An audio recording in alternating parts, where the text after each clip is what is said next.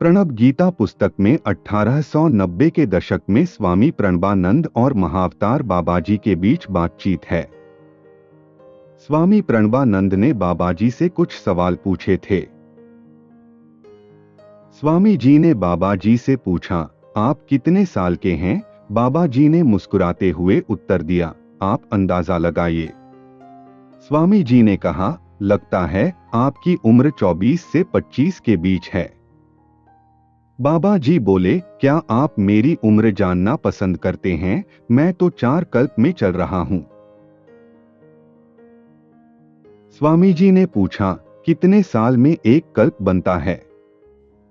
बाबा जी ने कहा, कलयुग में एक आदमी के जीवन की पूरी अवधि 120 वर्ष है। यह एक जीवन कल्प है। एक कल्प के दौरान एक आदमी बचपन से लेकर एक पूर्ण विकसित आदमी बन जाता है और फिर अपने बुढ़ापे को प्राप्त करता है।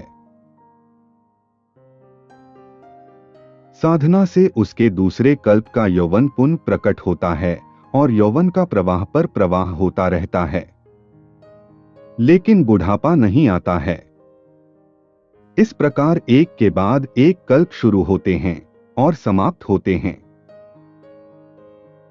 मैंने ऐसे 3 कल्प पारित किए हैं और चौथा पूरा होने वाला है।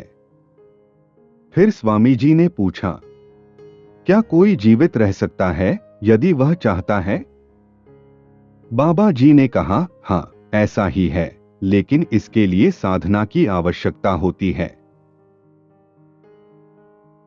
स्वामी जी ने बाबा जी से एक सवाल और किया। स्वामी जी ने पूछा, आप ऐसा गैर संत जैसा रूप क्यों ग्रहण करते हैं? इस सवाल पर बाबाजी जोर से हंसने लगे और उन्होंने कहा, यह मुझे बहुत अच्छा लगता है। किसी को यह जानने की परवाह नहीं है कि मैं कौन हूं और ना ही मेरा ठिकाना, इसलिए मैं आराम से चलता हूं और मेरा मन भी शांत रहता है। आप भगवाधारी सन्यासी बन गए हैं। आप एक संत के रूप में आसानी से स्थित हैं और लोग आपका अनुसरण करेंगे।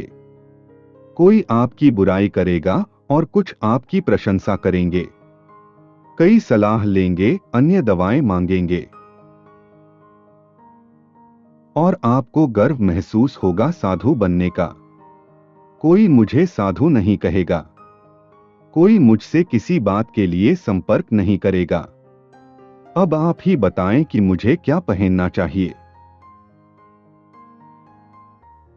स्वामी जी ने पूछा, आप कब तक इस रूप में जीवित रहना पसंद करते हैं? बाबा जी ने कहा, काश कल्कि को सलाह देने के बाद मैं इस शरीर को छोड़ दूं।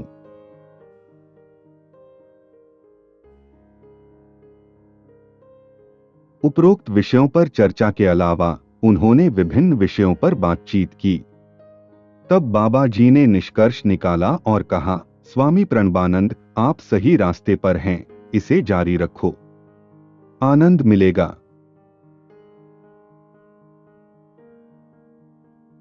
इस घटना के कुछ दिन बाद जनवरी 1893 में कुछ समय बाद प्रयाग में कुंभ मेला शुरू हुआ।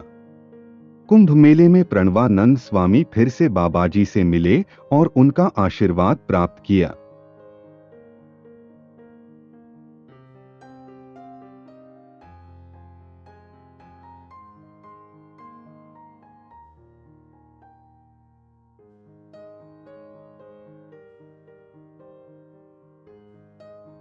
अगर आपको हमारी जानकारी सही लगी तो कमेंट में जय श्री राम लिखना न भूलें, ताकि हम इस प्रकार के और तथ्य लाते रहें और सनातन संस्कृति को विश्व में प्रचलित करें।